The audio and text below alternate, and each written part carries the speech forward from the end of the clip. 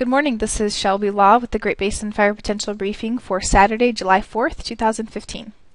There really are no significant fire potential impacts expected for the next few days, as we're really just looking for an increase in wet thunderstorms across much of the area, excluding possibly western Idaho.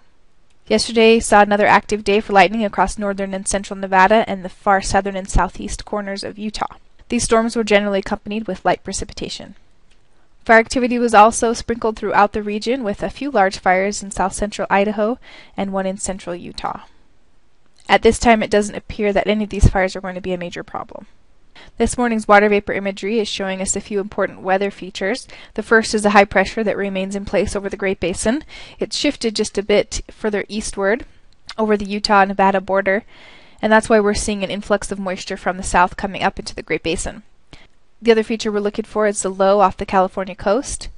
This low will become a bigger player for our weather as we get into next week.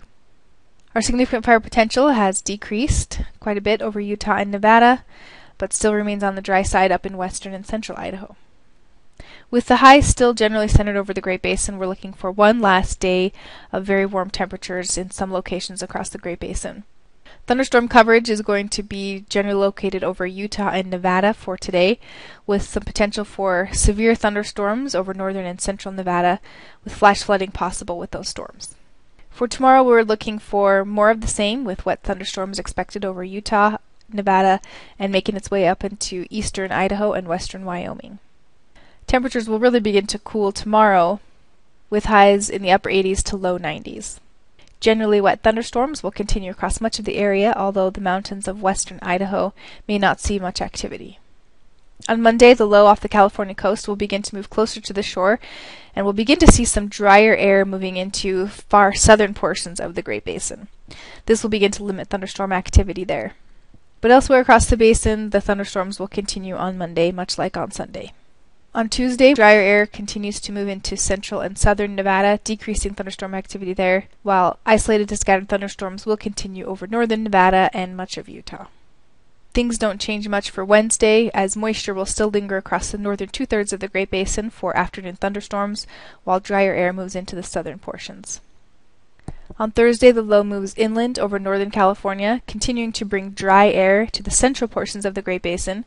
However, severe thunderstorms could develop in far western Nevada, and western Idaho may begin to see thunderstorms as well. Right now, it looks like the low continues to move inland over northern California Friday into the weekend. This will create a wet thunderstorm pattern over northern Nevada and even up into western Idaho as we get into next weekend.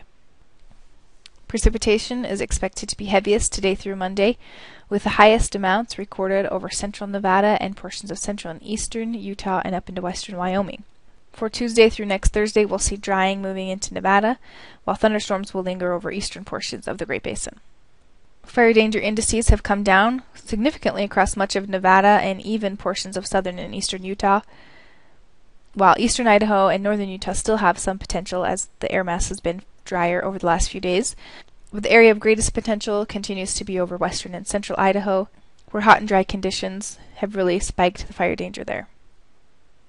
Long-term outlooks from the Climate Prediction Center for the middle of the month are calling for near normal temperatures across the Great Basin, with the potential for above normal precipitation over northern Nevada and Idaho. That has to do with that low pressure system I showed earlier moving across the northern Great Basin. We may be looking for a drier signal across southeast portions of the Great Basin, and we'll definitely be looking at that. This concludes today's fire potential briefing. Please check back tomorrow for the latest updates.